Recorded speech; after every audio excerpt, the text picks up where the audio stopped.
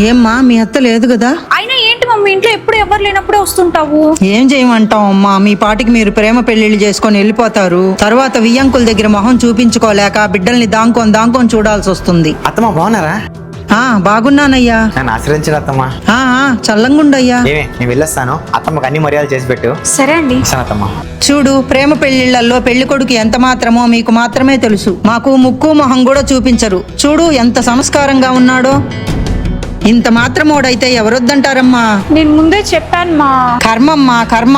అప్పుడు అహంకారం అడ్డొస్తది. నా బిడ్డని ఎవరో ఎత్తుకెళ్లడం ఏందా అని. సరే అమ్మా, నేను వెళ్ళొస్తాను. మళ్ళా మీ అత్తొచ్చేస్తదేమో. ఏమొదినా, బాగుండారా? బాగున్నాను వదినా. నిన్ను ఎప్పటి నుంచో కలవాలనుకుంటున్నాను వదినా. పెళ్లికి ముందు గొడవలు ఏం మనసులో పెట్టుకోబాకండి వదినా. అదేం లేదు వదినా. నా బిడ్డని మీ బిడ్డ కంటే ఎక్కువగా చూసుకుంటున్నారు. నాకే మొహం జల్లడం లేదు మీ ఎదురుగుండా రావటానికి. సరే వెళ్ళొస్తాను వదినా. ఉడిచి వెళ్తారా? ఒక్క నిమిషం ఉండండి.